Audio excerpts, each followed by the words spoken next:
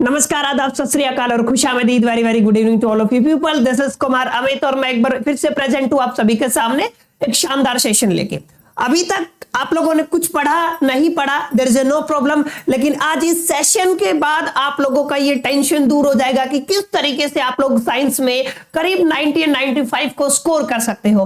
क्योंकि आप लोगों को अभी तक मेन प्रॉब्लम क्या है कि एनसीईआरटी कैसे कंप्लीट करें, सैंपल पेपर कैसे लगाए, रिवीजन पेपर कैसे लगाए, there are the lot of the confusion. लेकिन इन सभी से ऊपर मैं आज आपको एक स्ट्रेटजी देने वाला हूं जहां पर हम बेसिकली केवल 10 ऐसे टॉपिक्स के बारे में स्टडी करेंगे जिनको स्टडी करके आप लोग 90 प्लस स्कोर कर सकते हो अपने फाइनल एग्जामिनेशन में, अपने सीबीएसई, एचबीएसई और अलग अलग स्टेट बोर्ड में। क्योंकि ये वो 10 इंपॉर्टेंट क्वेश्चंस या फिर आप कह सकते हो टॉपिक्स है जो पिछले 10 साल में सीबीएसई के सैंपल पेपर्स को एक तरीके से इवैल्यूएट करने के बाद मैं आप सभी के सामने लेके आया हूं। तो टोटल 10 टॉपिक बनेंगे जिनको आप लोगों को 100% अपने दिमाग में, अपनी खोपड़ी से चौपड़ी में आप लोगों को डाल लेना है, ताकि आपको कोई समस्या ना आए जब आप लोग फाइनल एग्जामिनेशन को अटेम्प्ट कर रहे हो। तो without wasting a time let's start the session.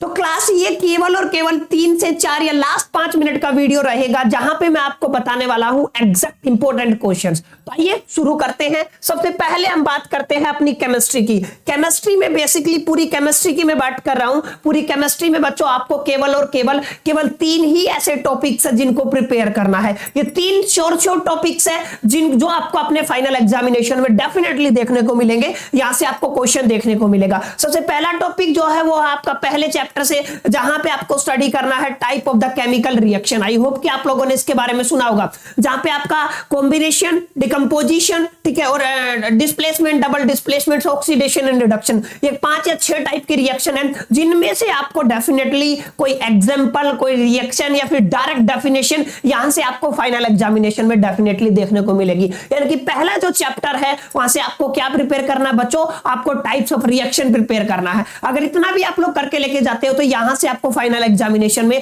Definitely questions आपको देखने को मिलेगा। सेकंड टॉपिक है आपका अगले चैप्टर से, जहां पे है रिफाइनिंग ऑफ मेटल्स। ये काफी इंपॉर्टेंट क्वेश्चन है। यहां से ये काफी इंपॉर्टेंट टॉपिक्स बोल दो, क्वेश्चन बोल दो, यहां से डेफिनेटली आपको आपके फाइनल एग्जामिनेशन में केमिस्ट्री के पेपर में आपको यहां से क्वेश्चन देखने को मिलेगा। थर्ड एंड लास्ट जो टॉपिक आपको केमिस्ट्री में करना है वो है आपका रिएक्शन ऑफ सोप, जहां पे आपका मिशेल फॉर्मेशन होता है। यस क्लास, क्या होता है आपका मिशेल फॉर्मेशन। ये तीनों टॉपिक्स आपको 100% करने हैं। और मेरे को नहीं लगता कंप्लीट केमिस्ट्री में आपको एनसीईआरटी रिवाइज करो, ये रिवाइज करो, वो रिवाइज करो, देयर इज नो प्रॉब्लम।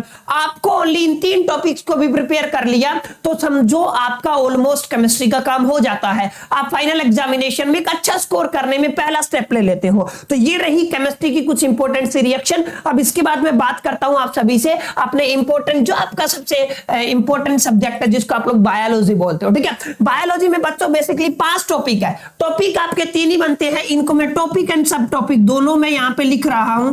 अब इनको क्या करना है, आपको इनको प्रॉपर तरीके से स्टडी करना है। जैसे पहला जो टॉपिक आता है आपका पहले ही चैप्टर से आता है, जहां पे क्या है आपका डबल सर्कुलेशन सिस्टम है। ये काफी इंपॉर्टेंट है, आपको यहां से प्रॉपर तरीके से पेपर में क्वेश्चन देखने को मिलेगा। तो आपको डबल सर्कुलेशन कंप्लीटली अच्छे से प्रिपेयर करना है आपके बायोलॉजी में। सेकंड क्वेश्चन यहां से आता है यूरिन फॉर्मेशन। यहां से आपको क्वेश्चन देखने को मिलेगा, चाहे वो आपकी किडनी से रिलेटेड हो, यूरिन फॉर्मेशन से रिलेटेड हो, या फिर कोई डायग्राम बनाना हो, या पूरा प्रोसेस हो। यानी कि यूरिन फॉर्मेशन वाला टॉपिक आपको अच्छे से बना लेना है अपने फाइनल एग्जामिनेशन में। अब इससे आगे मैं बात करूं, जैसा कि आपको पता है ये एक ही टॉपिक है, monohybrid and dihybrid from the our chapter heredity. Biology का जो चैप्टर है ना आपका हेरिडिटी, हेरिडिटी से बच्चों यही एक इंपॉर्टेंट क्वेश्चन बनता है जिसको आप लोग प्रिपेयर कर सकते हो, जहां पे आपको मोनोहाइब्रिड और क्रॉस हाइब्रिड का काफी इंपॉर्टेंट एक कॉम्बिनेशन देखने को मिलता है। और फाइनल एग्जामिनेशन में आपको यहीं से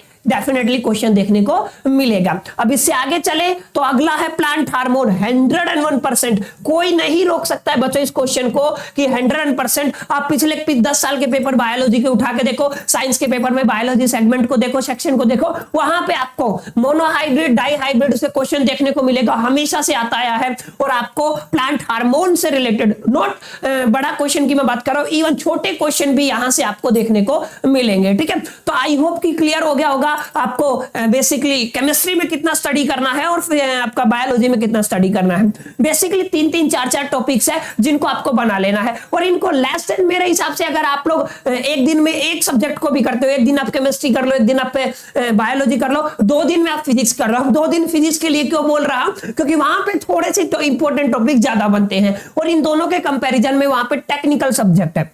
तो उम्मीद करता हूं बच्चों यहां तक समझ में आ गया होगा।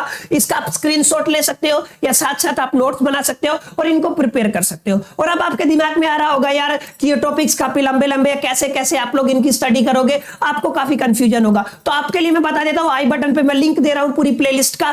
मेरे शॉर्ट जितने भी 1 शॉट के लेक्चर हैं सारे आपको यहाँ पे मिल जाएंगे, या डिस्क्रिप्शन पे मैं लिंक दे दूंगा। आपको 40 से 45 मिनट से ज्यादा का मेरा कोई भी 1 शॉट का लेक्चर नहीं है। आप इन टॉपिक्स को 1 शॉट के टाइमिंग के हिसाब से वहां पे जाओ और वहां से पढ़ सकते हो। मैंने कोई भी फालतू की बकवास और टाइम पास नहीं किया है, मैंने एकदम 100% कंटेंट को डिलीवर किया है। तो आप वहां से इन टॉपिक्स को बना सकते हो और केवल 5 दिन में, केवल अगर आप 5 दिन तैयारी करते हो तो आप इन इंपॉर्टेंट टॉपिक्स को कवर कर सकते हो। अब आते हैं फाइनली अपने सबसे इंपॉर्टेंट सब्जेक्ट जो है आपका फिजिक्स, जहां पे सबसे ज्यादा वेटेज होता है आपके एग्जामिनेशन में, वो क्या है आपका फिजिक्स है। ठीक है बच्चों, तो फिजिक्स में आपको पहला चैप्टर कौन सा है आपका, लाइट रिफ्लेक्शन एंड रिफ्रैक्शन। वहां से आपको क्या करना है, कॉनकेव मिरर और कॉन्वेक्स लेंस की न्यूमेरिकल्स को प्रैक्टिस करना है, एनसीईआरटी की स्पेशल न्यूमेरिकल्स को प्रैक्टिस करना है। और अगर आपको इससे रिलेटेड वीडियो चाहिए तो आप कमेंट बॉक्स में डेफिनेटली मेरे को बताएं, मैं इसके ऊपर एक डेडिकेटेड वीडियो जरूर बनाऊंगा जिसमें मैं सारा कॉन्सेप्ट और इंपॉर्टेंट न्यूमेरिकल्स को कवर कर दूंगा।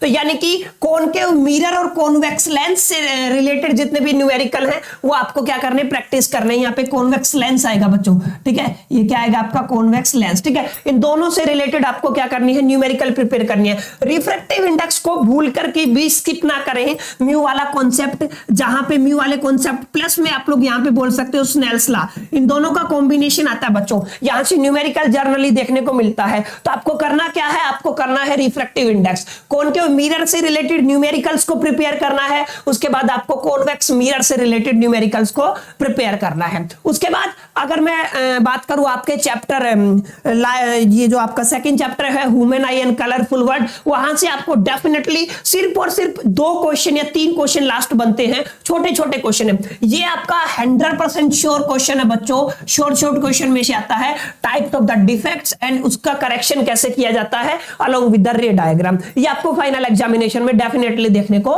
मिलेगा। डिस्पर्जन थ्रू ए प्रिज्म और उसकी एप्लीकेशंस ऑफ एटमॉस्फेरिक रिफ्रैक्शन, की जो सूरज है वो थोड़ा टाइम पहले उग जाता है, स्कैटरिंग ऑफ लाइट क्या होता है, ये सारी चीजें आपको क्या करनी है, यहाँ पे प्रिपेयर करनी है। यानी कि 3, 4, 5 और 7 यहाँ पे और 6, ये सारे टॉपिक्स कहां से आपके ह्यूमन आई से हैं। आगे चले तो अगर मैं इलेक्ट्रिसिटी की बात करूं तो ओम्स लॉ से बेस्ड क्वेश्चंस आपको करने हैं अलोंग विद न्यूमेरिकल्स भी करनी है, और आपको जितने भी ओम्स लॉ से related numerical circuit based question है सारे करने हैं। पावर से रिलेटेड क्वेश्चन आपको फाइनल एग्जामिनेशन में डेफिनेटली देखने को मिलेगा। अच्छा, जूल्स लॉ ऑफ हीटिंग, जहां पे आप कहते हो I H equal to the I square R into dt, ये काफी इंपॉर्टेंट पेपर में आता है, क्वेश्चन है। इस टॉपिक को अच्छे से प्रिपेयर करके जाए बच्चों। Properties of magnetic field line, मैंने बताया था मैग्नेटिक फील्ड और मैग्नेटिक फील्ड लाइन से रिलेटेड क्वेश्चन आपको फाइनल एग्जामिनेशन में डेफिनेटली बच्चों देखने को मिलेगा। एंड आगे है आपका state current carrying conductor, solenoid का भी आपको करना है, स्टेट कैरिंग कंडक्टर का भी करना है।